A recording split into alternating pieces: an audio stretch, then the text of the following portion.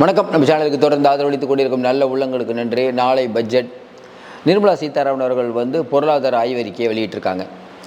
அதில் எழுப்பப்படுகிற பல சந்தேகங்கள், அதையும் தாண்டி ஒரு சாமானிய மனிதனாக எப்போ பார்த்தாலும் தொடர்ந்து வருஷம் பட்ஜெட் போட்டுட்ருக்காங்க. ஆனால் ஏழைகள் வாழ்க்கை அப்படியே இருக்குது, நடுத்தர வாழ்க்கை அப்படியே இருக்குது. இந்த 10 ஆண்டுகள் எடுத்துக்கிட்டிங்கனாவே, ஏன்னா காங்கிரஸ் ஆட்சியை விட்டுட்டு பேசுவோம், ஏன்னா இந்த 10 ஆண்டுகளை வளர்ச்சி அடைந்ததுன்னு சொல்கிறதுனால. திடீர்னு பார்த்தா ஜிடிபி அப்படிங்கிற ஒன்று, ஜிடிபினாவே பெரும்பாலான மக்களுக்கு என்னன்னு தெரியாது, சாமானிய மக்களுக்கு. ஜிடிபி அப்படி ஆகிடுது, இப்படி ஆகிடுது அப்படின்னு சொல்லிட்டு கடைசியாக 6.5லேருந்து 7% அப்படின்னு ஒரு கணக்கு சொல்கிறாங்க. அதுவே தப்பு அப்படிங்கிறாங்க இப்போ பொருளாதார அறிஞர்கள். அது ஒன்று.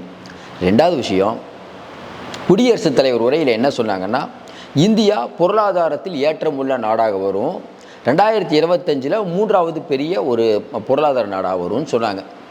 ஐயா மோடி இப்போ ஒரு 10 நிமிஷத்துக்கு முன்னாடி சொல்கிறாரு, 2047 உலகில் பெரிய பொருளாதார நாடாக உயரும்னு. உடனே நீங்கள் சிரிக்காமல் கேட்கணும், இதை 2024 2047 எத்தனை வருஷம் இருக்குது அப்படின்னு நீங்கள் கணக்கு போடணும். 20 வருஷம் இருக்குன்னு நினைக்கிறேன். 20 வருஷம் கழித்து இந்தியா எப்படியே 20 வருஷம் கழித்து இந்தியா பொருளாதாரத்தில் முதலிடம் வைக்கும். உடனே நீங்கள் கேட்கலாம், 20 வருஷமானு கேட்கக்கூடாது. ஏன்னா மோடி ஏற்கனவே சொல்லிட்டார், 1000 வருடங்களுக்கு நான் திட்டம் போடுவேன்னு சொல்லிட்டார். அதை இங்கே இருக்க அமித்ஷாலேருந்து அண்ணாமலை வரைக்கும் ரொம்ப சீரியஸாக நம்மகிட்ட சொல்கிறாங்க. இப்படிப்பட்ட சூழ்நிலையில் 2047ன்னு சொல்கிறார். ஏற்கனவே முதல் தடவை வந்தபோது 1 பங்கு உழைத்தேன், 2வது தடவை வரும்போது 2 பங்கு உழைத்தேன், 3வது தடவை இப்போ 3 பங்கு உழைத்தேன். முதல்ல 2 தடவை உழைச்சதுக்கு நம்ம என்ன நிலைமையில் இருக்கோங்கிறது உங்களுக்கு தெரியும். சரி, அடுத்து கொரோனா காலத்தில் இவங்களுடைய வளர்ச்சி அப்படிங்கன்னா பண வீக்கம் அப்படிங்கிறது 3.5ங்கிறாங்க. உலகம் முழுக்க எல்லாரும் மோசமான நிலைமையில் இருக்கும்போதும், மன்மோகன் சிங் அவர்கள் இருக்கும்போது உங்களுக்கு தெரியும், பெரிய ஒரு அடி இந்தியா உலகம் முழுக்க ஏற்பட்டது. அப்போது இந்தியா காப்பாற்றப்பட்டது யாராகலை? இதை ஒரே ஒரு விஷயத்துக்கு மட்டும் இன்றைக்கி யாராவது பதில் சொல்லணும், இங்கே இருக்கக்கூடிய பிஜேபியிலேருந்து எல்லாருமே. ஏன்னா இவங்க காங்கிரஸுங்கிறாங்களே. காங்கிரஸ் வெளியில் எல்லா, அதாவது குளோபலைசேஷன் அப்படிங்கிறத மன்மோகன் சிங் கொண்டு வந்தார்.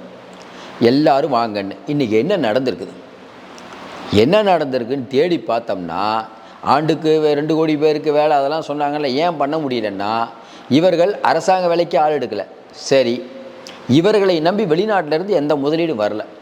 10 வருஷம் டேட்டாவை பார்த்தாலே தெரியும் இவங்க கதை கந்தல்னு. இன்னும் குறிப்பாக பார்த்தீங்கன்னா, ஸ்டாலின் வெளிநாடு போகிறாரு, என்ன முதலீடை பெற்று வந்தார். மம்தா போகிறாங்க, என்ன முதலீடை பெற்று வந்தார். எல்லாம் கேட்குறது ரைட்டு. நீங்கள் 71 நாட்டுக்கு போனீங்களே, என்ன முதலீடை கொண்டு வந்தீங்க சொல்லுங்கள். ஒரு பதில். பொருளாதார ஆய்வறிக்கையை படிக்கும்போது தான் இப்போ ஒரு அறிஞர் சொன்னது, இது உயரில் வந்திருக்கிறத பார்த்து படிச்சிங்கன்னா இவங்க ஏன்னா நம்ம அரசியல் பேசலாம், இந்த பொருளாதார நிபுணர்கள் சொல்கிறது. ஆனால் அவங்க சொல்கிறது ஆப்ட் ஆகுது. என்னென்னா, இவர் இத்தனை நாடுகளுக்கு போகிறார், எந்த நாட்டிலேருந்து இங்கே முதலீடு வந்தது ஒன்று. அதை விட என்ன சொல்கிறாரு, சீனா, இந்த பக்கத்தில் இருக்க பெரிய நாடுகள் ஒரு 2-3 நாடு பேர் சொல்லி அங்கே இருந்தெல்லாம் இந்தியாவில் நீங்கள் எங்களுக்கு பண்ணி கொடுங்க அப்படின்னு சொல்லி நிறையா அவுட் சோர்சிங் கொடுப்பாங்களா, அதெல்லாம் கொடுத்துட்டு இருந்தாங்க. இப்போ அது வியட்நாமுக்கு மாறிடுச்சு. உண்டா இல்லையா? எதனால்? நீங்கள் சொல்கிற எல்லா கொள்கையிலும் தவறு. WTOவில் போய் ஏன் மோடி போய் கையெழுத்து போட்டு வந்தார்? வரி இல்லா வணிகம்.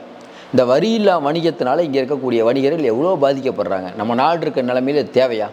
அமெரிக்கா, பிரிட்டன், சீனா எந்த நாடுமே கையெழுத்து போடலைங்க, நீங்கள் போய் கையெழுத்து போடுறீங்க. அதுக்கப்புறம் நீங்களே கொஞ்சம் யோசனை பாருங்களேன். நீங்கள் பார்த்துட்ருக்க நமக்கு பொருளாதாரம் தெரியாட்டினா கூட கொஞ்ச நாளாகவே, முதல்ல பார்த்தீங்கன்னா அந்த மன்மோகன் சிங் ஆச்சு, ராஜீவ் காந்தி ஆச்சு, நரசிம்மராவ், இங்கெல்லாம் பார்த்தவங்களுக்கு தெரியும், திடீர்னு விலைவாசி வரும். இப்போ பார்த்தீங்கன்னா என்னென்னா, திடீர்னு பார்த்தீங்கன்னா கேரட் எவ்வளோங்க விலை? கேரட்லாம் 150 ரூபா போயிடுச்சு. தக்காளி 150 ரூபா. வெங்காயம் பதுக்கி வைக்கிறார்கள். இதெல்லாம் சமீபத்தில் எப்போயாவது பார்த்தீங்க, இந்த மோடி வந்ததுக்கப்புறம் தான் இந்த மாதிரி வேலையெல்லாம் பண்ணுது. அது ஒரு அங்கே இங்கே நடக்கலாம், தொடர்ந்து நடக்குது. இந்த காய்கறி விலை உயர்வு அப்படிங்கிறது பெரிய இம்பேக்ட் வரும் தான் இப்போ பிஜேபியில் புலம்பிகிட்டு இருக்காங்க.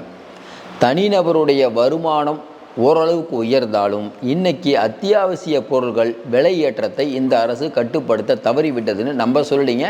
இப்போ நிர்மலா சீதாராமன் அவர்கள் கொடுத்த ஆய்வறிக்கையிலே இருக்குது. அப்போ 10 வருஷத்தில் நீங்கள் என்ன பண்ணீங்க? விவசாயிகள் அப்படிங்கிறவங்க கிட்ட இருக்கக்கூடிய அந்த விலை நிர்ணயம் அப்படிங்கிறத நீங்கள் பண்ண மாட்டீங்க. அதையும் தாண்டி சொத்து சொத்துக்கு வரி போடுறதுல பணக்காரர்களுக்கு 2% வரி அதிகம் போடணும்னு காங்கிரஸ் சொல்லும்போது வேகமாக மறுத்தது நீங்கள் மறுத்தீங்களா இல்லையா? மன்மோகன் சிங் ஆட்சியிலே சொன்னார். இதை ஏன் நீங்கள் மறுத்தீங்க? ரைட். இப்போ என்ன நடந்துட்டுருக்குன்னா, எனக்கு உங்களுக்கு நம்மலாம் ஓரளவுக்கு வீடு வாசலோட ஓரளவுக்கு நிம்மதியாக இருக்கும்னு வச்சுக்கோங்க. நமக்கும் ஒரே வட்டி, அம்பானிக்கும் ஒரே வட்டி, ஏழைகளுக்கும் ஒரே வட்டி. இந்த மறைமுக மறைமுக வரிங்கிறது எல்லாருக்கும் ஒன்றுங்கிறது எப்படி சாத்தியம்? ஒருத்தர் 5000 கோடியில் கல்யாணம் பண்ணுறாரு, 5000 கோடியில் ஒருத்தர் 5000 ரூபாவே இல்லாமல் இருக்கார். 2 பேருக்கும் ஒரே வரி அப்படிங்கிறது என்ன விதமான ஒரு பார்வை? ஒன்றும் புரியல. கட்டமைப்பை மேம்படுத்தணும்னா என்ன கட்டமைப்பை மேம்படுத்தினீங்க? நமக்கு ஒரு கருமாந்திரமும் புரிய மாட்டேது. நீங்கள் கட்டின பாலெல்லாம் வேறு இடிஞ்சு விடுது. நீங்கள் என்ன தான் கட்டினீங்க? சரி ஐயா, நீங்கள் கடவுளுக்கு கோயில் கட்டினீங்க, அதாவது உருப்படியாக கட்டினீங்கன்னா அங்கேயும் ஒழுகுது. உண்டா இல்லையா? சார் ரைட்டு, பாராளுமன்றத்தில் ஏதோ பெருசாக கட்ட போகிறீங்க அப்படின்னு கட்டினா அதுக்குள்ளே ஆள் வந்துட்டாங்க. கேட்டால் தேச பாதுகாப்பு, இப்போ தேச பாதுகாப்புலையும் போச்சு. அப்போ எல்லாத்தையும் வச்சு பார்க்கும்போது ஒன்று தெரியுது, நிர்மலா சீதாராமனுக்கு நிதி மேலாண்மையை பண்ண தெரில அப்படிங்கிறது ஒன்று புரியுது. ஏன்னா நிதி மேலாண்மை பண்ண தெரியாதவங்க நிதியமைச்சர், காவல்துறையெல்லாம் கட்டுப்படுத்தாதவர் உள்துறை அமைச்சர், எதுவுமே தெரியாதவர் மோடி. அவர் பாட்டுக்கு வெளிநாடு போயிறார். ஒன்றும் இல்லைங்க, இன்றைக்கி ஒரு முக்கியமான மசோதா நாடாளுமன்றத்தில் வருதுங்க. நீங்கள் எவ்வளோ ஒரு தெனாவட்டு இருந்ததுன்னா நீங்கள் உட்காராமல் போயிருப்பீங்க. இந்த வார்த்தை ஏன் சொல்கிறோன்னா, ஓட்டு போட்டிருக்கோங்க, கேட்குறோம். ஏன்னா எவ்வளோ முக்கியமான பிரச்சனை, எதை பற்றியும் கவலை இல்லை, நாங்கள் வரமாட்டோம். என்ன அர்த்தம் அது? கொஞ்சம் யோசனை பாருங்கள். சாமானிய மக்களில் எவ்வளோ ஒரு பாதிக்கப்பட்டு இருக்காங்க. சாமானிய மக்கள் எப்படிங்க பேசுவாங்க? நீங்களே சொல்லுங்களேன். நீங்கள் சாதாரண மக்கள் மோடி அவர்களே அப்படின்னா பேசுவாங்க? நாங்கள் ரொம்ப மரியாதையாக தானே பேசிகிட்டு இருக்கோம். இன்றைக்கி முக்கியமான பிரச்சனை ராகுல் காந்தி எழுப்புறாரு, எல்லாம் எழுப்புறாங்க, நீட்டு சம்மந்தமான பிரச்சனை. நீங்கள் அவைக்கே வரலையே. அப்போ என்ன அர்த்தம்னா, நீங்கள் என்ன வேணால் பண்ணுங்கப்பா, நமக்கு 1008 வேலை இருக்குது. இப்போயே பட்ஜெட் கூட்டத்தில் வரமாட்டார் அவர் 2-3 ஃபாரின் ட்ரிப் வர வச்சுருக்காரு. என்ன அது என்ன? அப்போ என்னன்னா, எனக்கு ஓட்டு போட்டுட்டீங்க 5 வருஷம், ஓகே பார்த்துக்கலாம், 2047 ஏன் இப்போயே பண்ண முடியாதா உங்களால்? ஏங்க போன வருஷம் இதான் சொன்னீங்க. ஒன்று நீங்கள் சொல்லுவீங்க, மாற்றி பேசுகிற பழக்கம் மோடிக்கு இல்லை. சொன்ன ஒரே சொல் ஒரே வார்த்தை. அவர் வந்தபோதும் இதே சொன்னார், இப்போயும் இதை சொல்கிறார். நாங்கள் பொருளாதாரத்தில் மேம்படுத்தப்பட்டவர்களா ஆக்குவோம். எப்போ ஆக்குவீங்க? ஆக்குவோங்க. எப்போங்க ஆக்குவீங்க? 2047. 2047னா 2047 அப்படி சொல்லுங்கள். எல்லாம் ஃபாஸ்ட் லைஃபுங்க. இப்போ போய் 2047 ஏன் சொல்கிறீங்க? ஏன்னா சொல்ல முடியாது. அதுக்கும் அண்ணாமலை ஏதாவது கதை சொல்லுவார், உங்களுக்கு மெச்சூரிட்டி இல்லைன்றுவார். இப்படி பார்த்தீங்கன்னா நமக்கெல்லாம் மெச்சூரிட்டி இல்லை. மெச்சூரிட்டி இருக்கக்கூடிய பிஜேபி குறு சிறு தொழிலாளர்கள், இவர் ஆட்சியில் வந்தது 10 வருஷத்தில் எந்த விதமான வளர்ச்சியை கண்டிருக்கு? இவங்க சொல்கிற மோட்டார் வெஹிக்கல்லேருந்து இன்னொன்று மின்சாரத்தை சிக்கனமாக பயன்படுத்துவோம். ஓகே, உடனே என்ன சொல்கிறாங்க, இது பெட்ரோல் டீசல் விலை அதிகமாகிடுச்சு, நீங்கள் மின்சாரத்தில் இயங்கக்கூடிய இந்த வாகனத்தை யூஸ் பண்ணுங்க அப்படின்னா ஐயா மோடி சொல்கிறார். ரைட். ஆனால் நீங்கள் தான் மின்சார கட்டணத்தை உயர்த்திட்டுருக்கீங்களே, ஸ்டேட் ஃபுல்லாக உயர்த்துது. ஏன்? நீங்கள் தான் உதய் மின் திட்டத்தில் கையெழுத்து போட வச்சு பண்ணது நீங்கள் தானே. இப்போ மின்சாரத்தை ஏன் சொல்கிறீங்கன்னா, பெட்ரோலும் அம்பானிகிட்டு இருக்குது, நிலக்கரி அதானிட்டு இருக்குது. 2 பேர்ட்டையும் நாங்கள் வாங்கணும். பெட்ரோலில் வாங்க இல்லை இதை வாங்க. என்ன அது?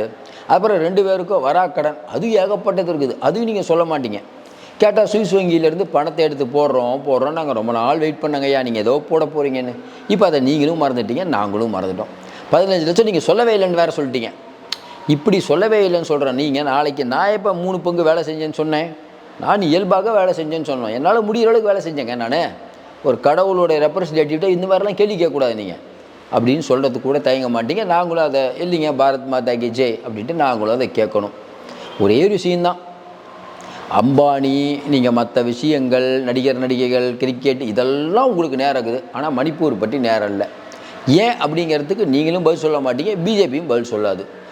ஓட்டு உங்கள் முகத்தை பார்த்து தான் போட்டோம். எம்பியை பார்த்தாங்க, யாராவது போட்டாங்க, உங்கள் முகத்தை பார்த்து தான் போட்டிருக்காங்க. சரி, அங்கே நீங்கள் நிற்கவே இல்லை, தோத்துட்டீங்க. இப்படிப்பட்ட சூழ்நிலையில் பட்ஜெட்டில் தேனாரும் பாலாரும் ஓடும் நம்ம நினச்சிட்டு இருக்க வேண்டியதான். ஒன்றும் ஓடாது. ஏன்னா ரிசர்வ் பேங்க்லேருந்து அதிகமாக பணத்தை வாங்கியது இதே பிஜேபி. அதை பற்றி பேசினாலும் ஒரு பெரிய விஷயம். ரிசர்வ் பேங்க்கில் ஒரு இருப்பு இருக்கும்.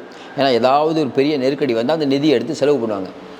ரிசர்வ் பேங்க்லேருந்தே காசு வாங்கினது தான் சார். நீங்கள் உண்டா இல்லையா? காசு வாங்கினீங்களா இல்லையா?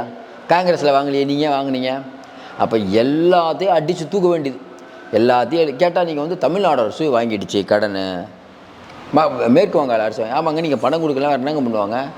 நியாயமாக பேசுகிறீங்களா? அதாவது ஆனால் ஒன்றே ஒன்று, என்ன ஒன்று, இப்போ மெஜாரிட்டி இல்லாமல் இருக்கீங்க, ரொம்ப ஆடிட்டுருக்கீங்க, உங்களுக்கு என்ன பண்ணுறதுனே தெரில. நல்ல வேலை நீங்கள் ஜெயிக்கலை, மெஜாரிட்டியாக ஜெயிச்சுருந்தீங்க மொத்தமாக ரோடு தான் நாங்கள்லாம் இப்போவே பாதி வந்துட்டோன்னு வச்சுக்கோங்க. இப்படிப்பட்ட சூழ்நிலையில் நிர்மலா சீதாராமன் அவர்கள் ஜிடிபி உயருது, பணவீக்கம் உயருது அப்படின்னு 1000 கதைகள் சொன்னாலும் அத்தியாவசிய விலை உயர்வு வந்துக்கிட்டே இருக்குது. பெட்ரோல் மன்மோகன் சிங் இருக்கும்போது பெட்ரோல் விலை உயர்ந்து விட்டதே நீங்கள் போராட்டம் நடத்துகிறீங்க. இப்போ நாங்கள் பெட்ரோலே போடலாமா வேணாமா, இல்லை நடந்து போகலாம், பஸ்ஸில் போகலாங்கிற ரேஞ்சுக்கு மக்கள் வந்துட்டாங்க. அதுக்கும் ஒரு காரணம் சொல்லுவீங்க, நடைப்பயிற்சி நல்லதுன்னு கூட நீங்கள் சொல்லுவீங்க. மற்றபடி பிஜேபிக்கான நாட்கள் எண்ணிக்கொண்டிருக்கிறது. இதை நம்ம சொல்லிங்க, கூட்டணி கட்சியே சொல்கிறாங்க. நீங்கள் எழுதி வைத்துக் கொள்ளுங்கள். மீண்டும் சந்திப்போம். நன்றி, வணக்கம்.